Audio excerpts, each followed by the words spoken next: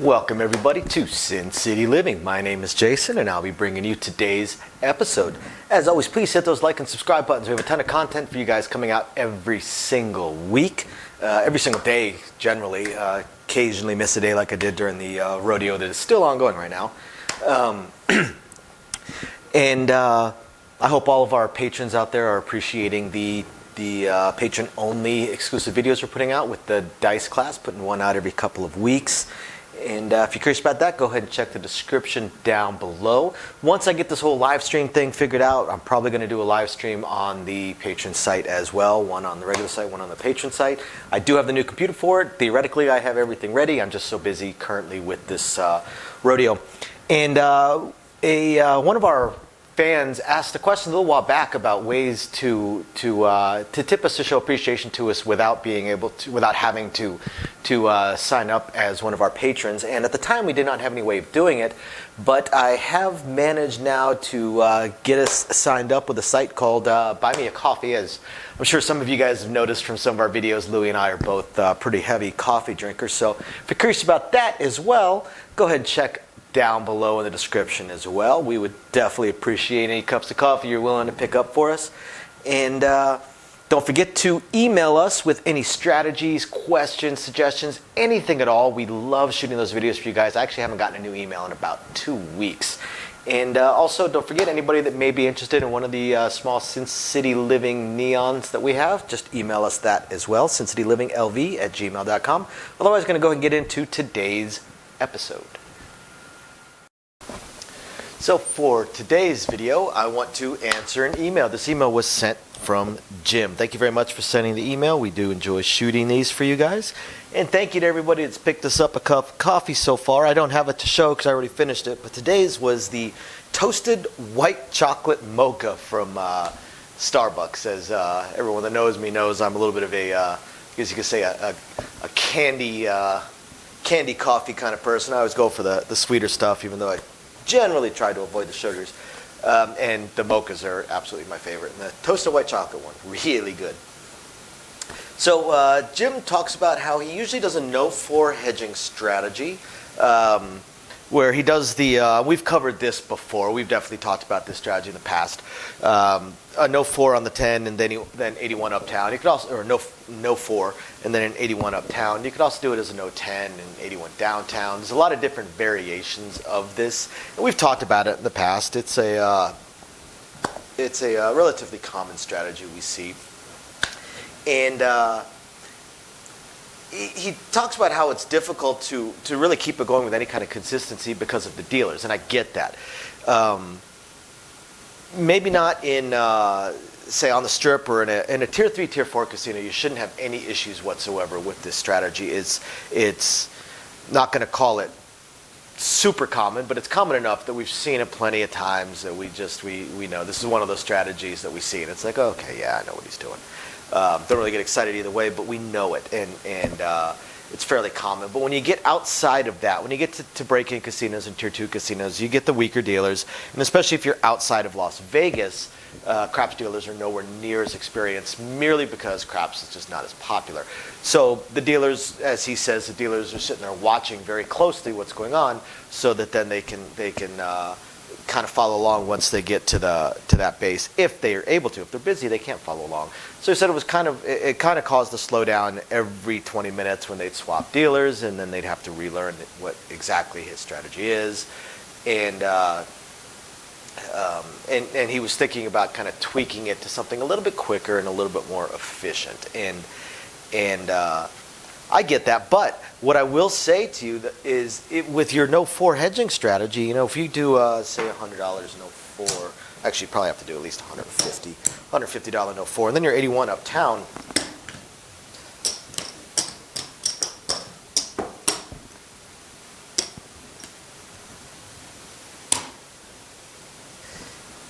As long as you are playing consistently and you play on the table for a good length of time, you're not going to run into any issues. Because sure, the dealers have to watch and they have to figure out exactly what it is you're doing until they get around to you. But that's only for an hour. There's only 4 dealers. There's only 4 dealers. 5 if they're at a keep your own place and they've got a blackjack table in their rotation. But 4 or 5 dealers at the most. Generally 4 dealers, so you're talking 1 hour. talking 1 hour to roll through, an hour and 20 minutes, including the one on the break. So basically an hour to roll through. If they do an actual circular rotation, then an hour and 20 minutes for every dealer to roll through and have dealt to you once. After that, they should know your strategy, and then you shouldn't have any problems. If you're playing it consistently and you play it for a long period of time, you should have zero problems with it. It's only when you run into just playing for a short period of time that you're going to have issues with it. So what he's talking about doing instead is going to a iron cross, but an iron cross press method, which is certainly good.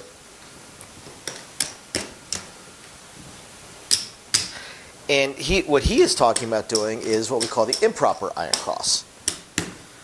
I also tend to call this the pointless iron cross for people that just do same bet over time, where you do an equal number of units on your place bets as you do in the field. All this means is you win $4 on half the rolls of the dice. It really really slows things down greatly. But what he's talking about doing is using it to press up his bets. So if the field hits, he will use it to press his place bets. Now, you got 16 ways for the field to hit. You got 14 ways for these numbers to hit. Then you got 6 ways for everything to lose. Okay? So almost half the time you're going to make $4. The other half of the time you're going to make $4 because you're probably going to use $6 of it to press one of these two. Or you make $5, you use $5 of it to press one of these over here. And what he's asking is he's just asking my thoughts on it. He acknowledges that the problem with this is that it's going to be a while. It's going to take a longer roll before he sees any kind of profit. But the plus side to this is how small his buy-in is $44 at risk. $44 at risk per shooter, which, agreed, that's a very, very small at risk. The thing that you have to look for in something like this is that because you're not going to be making a whole lot of money, it may seem like you don't have a whole lot at risk, but in reality, you're basically risking everything all the time. It requires a longer roll before you start making any kind of profit. If you're using the field to press up these bets, even if you use it just to press them up to the 3 units per, so that you're at least making a small little profit on your iron cross, that means you need at least 3 hits in order to get to the classic, quote unquote, proper iron cross. So you need get at least 50% of the way through the statistical likelihoods of 7, says it's 1 in 6 chance, just to get to the starting point for most iron cross players. And we've already covered in some of our other emails some of our other videos how the iron cross is really just a slow circle down the drain unless you're doing a pressing method.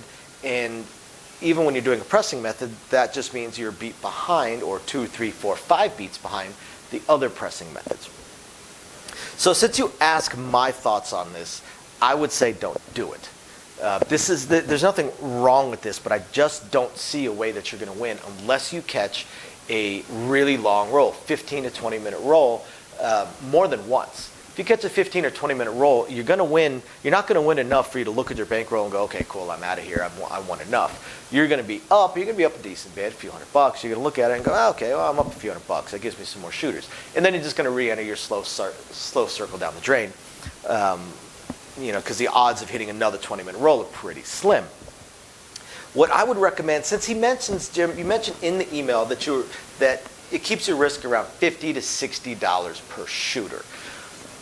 Again, like I said, with this method, your risk is remaining at risk. You're not collecting, except you're maybe collecting $4 here or there.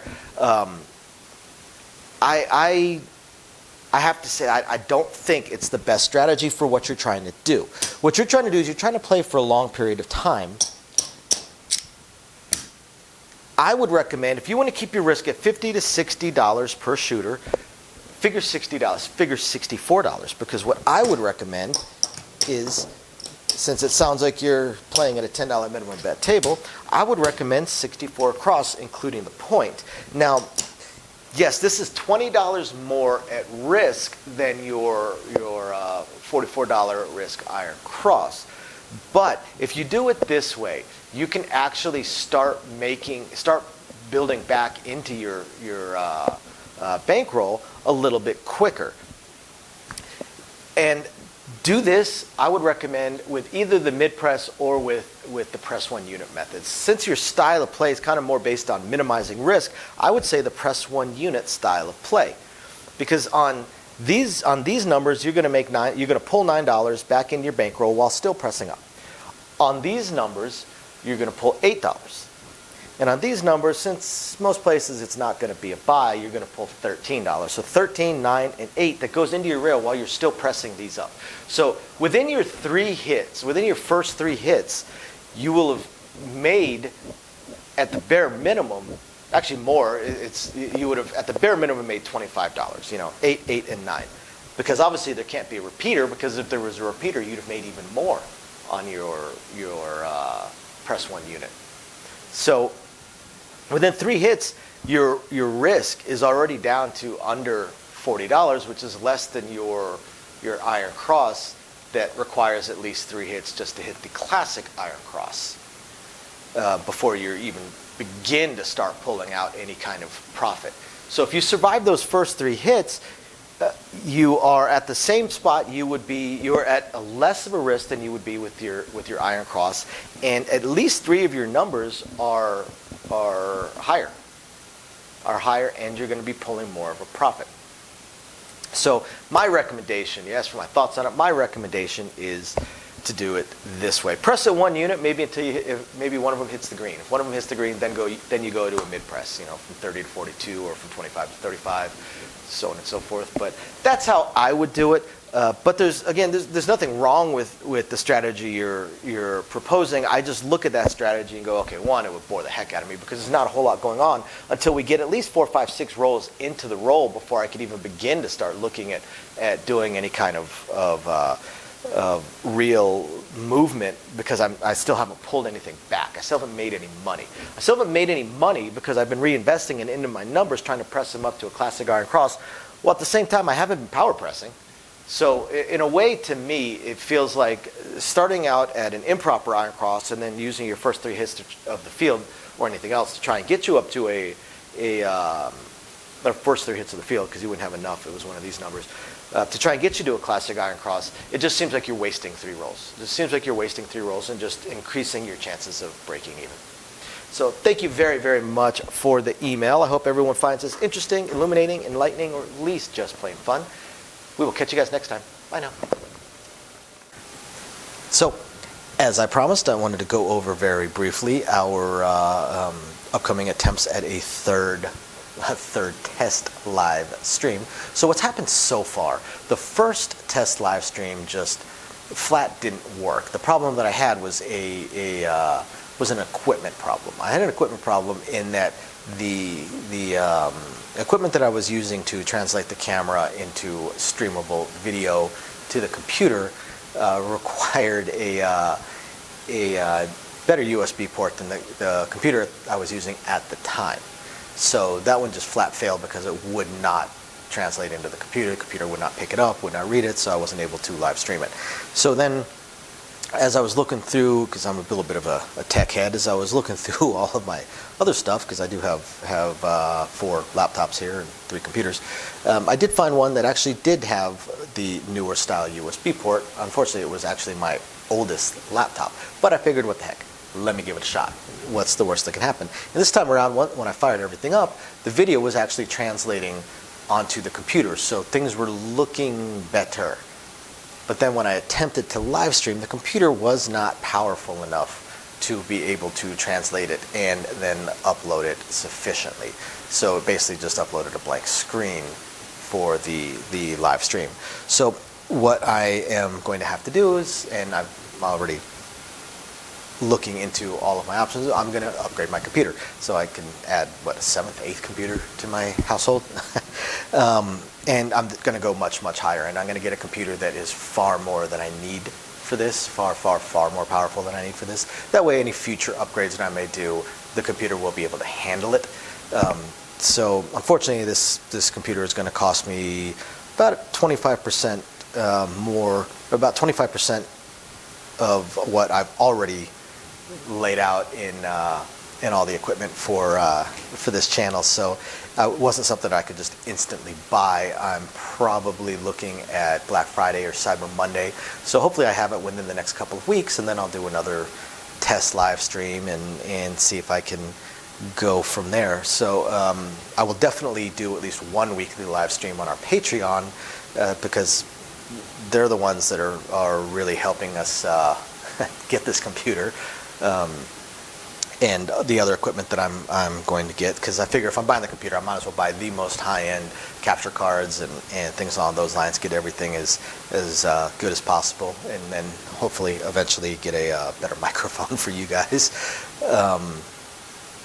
So yeah, that's where we stand on the live stream. As soon as I have the computer and I do the test, which will be in a few weeks, like I said, I've got to order it in a week or two, then I have to wait for it to ship. Plus we have probably the biggest event of the year coming up, the NFR National Finals Rodeo. So I'm basically working 2 weeks straight, as is my wife. So not going to have a whole lot of time. But once we get all that under control, then we'll figure out. There's been some schedule changes to myself, some schedule changes to my wife, and some upcoming schedule changes to my wife as well. So hopefully we can get all the scheduling figured out so I know when I'll be able to live stream as well. My initial plan of Thursdays at 6 o'clock is already out the window. I'm at work at that point now. So we will get it all figured out, and we will let you guys know, I promise. And otherwise, I hope you guys have found this interesting, enlightening, illuminating, or at least just plain fun. And we will catch you guys next time. Bye now.